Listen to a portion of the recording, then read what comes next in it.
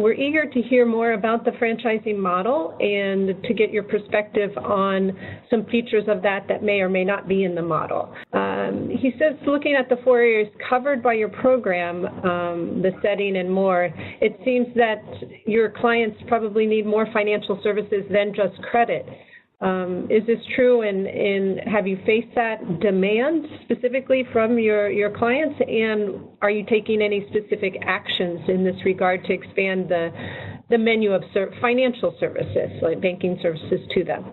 I'm very fortunate that we have a very strong partner in First City Monument Bank here in Nigeria, FCMB, that really has been quite progressive in their approach. And actively work to literally, I think all of our farmers are through our program are able to access bank accounts now with FCMB. We're actually in the process of piloting a mobile money platform that FCMB has to provide to the farmers, as well as through that get them access to the full suite of financial services that is offered by a commercial bank.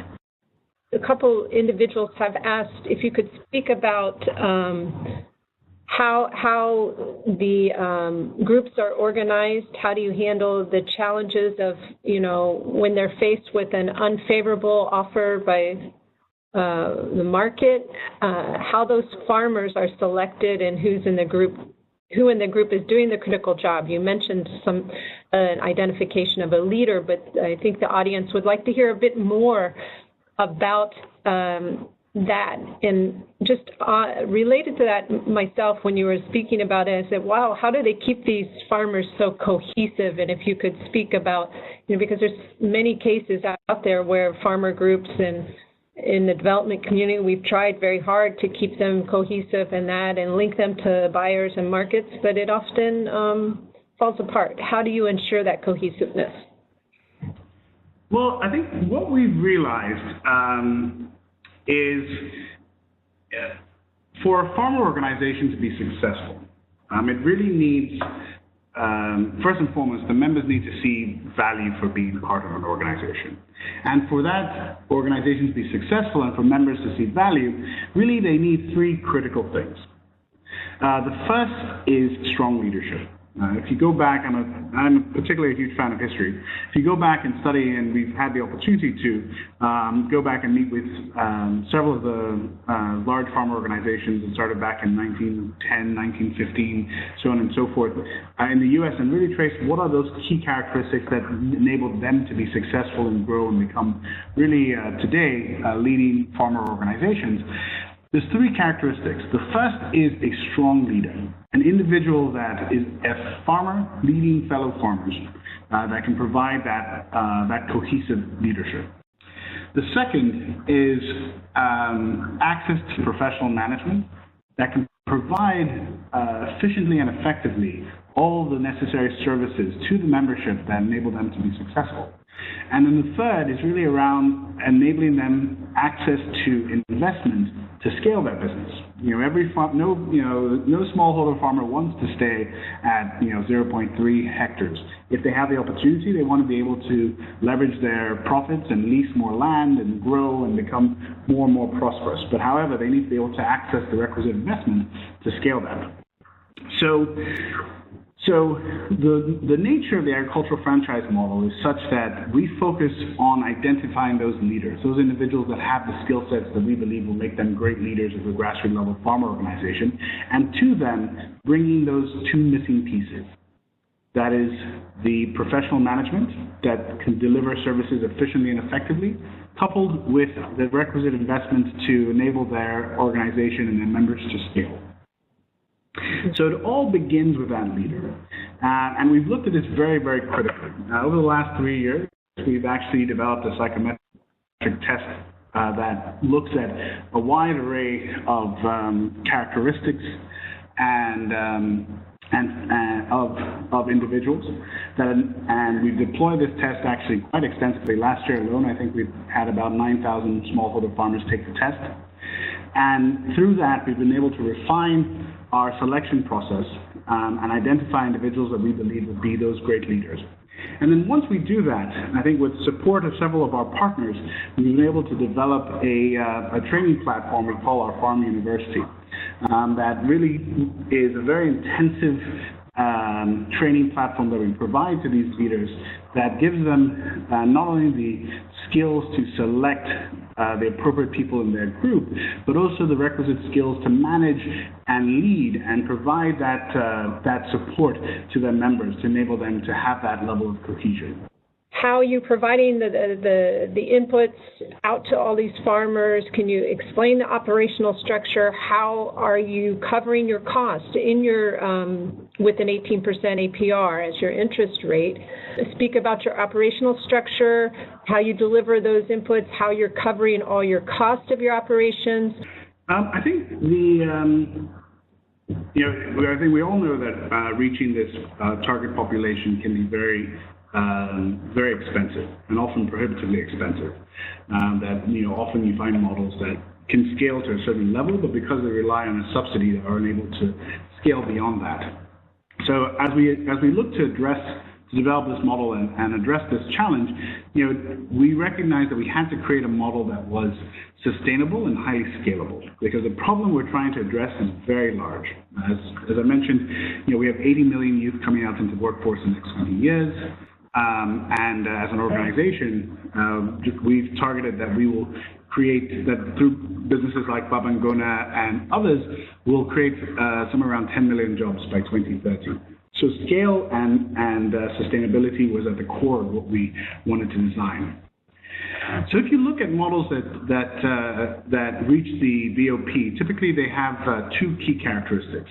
One is that they are a very low margin, a low-cost model that they have to reach millions and millions of people to become sustainable.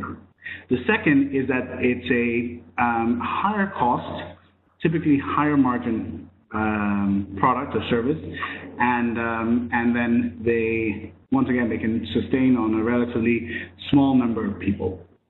We wanted to find something that really was at the intersection of that with the agricultural franchise models. We were looking for a model that was basically would deliver a service that was very high value, but very low margin. And so that's really what we've created in the agricultural franchise model that enables it to be sustainable. So credit is only one of the multitude of services that we deliver to our members. So for each individual member on a per hectare basis, we deliver everything from their credit to their agricultural input needs, as well as playing a role in their marketing of their produce. So we have multiple revenue streams that enable us to have very large revenues per customer and be able to sustain with a very low margin on each of those different revenue streams, because on an aggregate basis, the margins add up.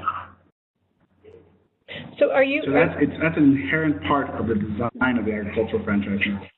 Just wondering if you could go a little bit and delve deeper into the cost structure of the fee structure of the other services in addition to the credit. Mm-hmm. So the credit is a separate business. So you've got the credit margins that we make from deploying the credit to the farmers, and then we work very critically to develop systems in which we're able to access as cost-effective, sustainable credit as we can. So we're able to deploy that at a reasonable margin. Mm-hmm. Then all the inputs, the seeds, the fertilizers, et cetera, all of those, because we're able to aggregate demand for that on such a large basis, we're able to get relatively low costs for all of those things and able to tag on a margin that still enables the farmer to access the products more cost effectively than they can themselves, yet we're able to capture a margin on the inputs. And then for the marketing services, typical agents will charge relatively large commissions for helping them market. But once again, we have the economies of scale that enable us to market that product for our farmers and basically charge a very, very small commission that enables us to be sustainable. Sure. So from day one, the business has been able to attain an operating margin, a positive operating margin. That demonstrates the sustainability of the business, meaning that we can deliver the services to the farmers and cover our costs and get a margin. Now, with any business, you have to hit a certain scale to now amortize some of your fixed costs. Fully amortizing our fixed costs. Yeah, to become fully sustainable, as you said, you anticipate that. Basically, we hit an inflection point of full sustainability at about delivering services to about 5,000 hectares. So currently this season we'll be delivering services to approximately 3,000 hectares. So by next year we'll exceed that, and at that point in time would be self-sustaining. Okay, great. I have a question. You mentioned FCMB as a commercial bank in Nigeria, a very important player in the agri-finance market there, and you mentioned them. One of our members of the audience has asked if you could explain a bit more who are the other financial institutions you're engaging with, and what was the criteria, for you selecting them, and how did you get them to accept or be interested in your program? The challenge that we face in Nigeria, and I think it replicates itself across the continent, is that often traditional commercial banks look at the agriculture sector and look at the risks, the perceived risks, and the costs of going in there and the returns, and don't really see it as a viable place to focus on. What you want to do is you want to look for a partner. And that's one of the key things we looked for as we looked at financial partners. You're looking for a partner that as part of their growth strategy is to bank the unbanked. Because what we provide is really a very cost-effective system for commercial banks that have a strategic focus on trying to bank the unbanked to leverage. Because basically, by dealing with one partner like us, we're able to get them thousands of new customers, individuals that they literally would never have had the opportunity to reach. And so that's a key characteristic you want to look at from that standpoint. Now, as far as other commercial partners, the reality is, from a commercial banking standpoint, we exclusively work with FCMB. Okay. Mm-hmm. Mm-hmm. Okay, thank you. I have a couple more questions coming in about your lending methodology, and if you lend to, well, first and foremost, how do you determine the individual needs within the group in terms of finance? What are some of those, challenges you faced in that identification in terms of the credit demands of the group vis-a-vis the individuals and repayment and all the typical problems we face in group lending? And then, okay. I guess the first question was on how are the individual needs of the group members in terms of finance determined? Got you. So what we do is, an individual farmer may have 1, 2, 3, 4, sometimes 5 fields. And what we actually do is we determine the individual needs on a field level. Okay. So we go field by field, and I'm trying to understand what the credit needs are at that field level, and then aggregate that to the individual, and then aggregate that to the group. Okay. So there have been some questions here too on the staffing needs of your firm. Can you speak about how that's set up to run this outfit? How many staff you have, and what are the requirements in that regard? Gotcha. So the staffing requirement, it's a very operationally intensive business, as one can imagine. Could you speak a bit about what your infrastructure and your human resources are that in the field to be able to support the operations of this very service-intensive, inputs and advice being given to the farmers and checking on their activities, et cetera? Oh, most definitely. I think the model is really, at the end of the day, the model hinges on the ability of our field officers. So we have dozens of field officers that are out there working with the farmers in the field throughout the season, visiting those farms, providing advice, providing guidance, going to their homes often, and providing. We train these field officers really to have a very broad skill set of not just providing advice and guidance to the farmers on their farming needs, but really looking broadly across their other success factors of the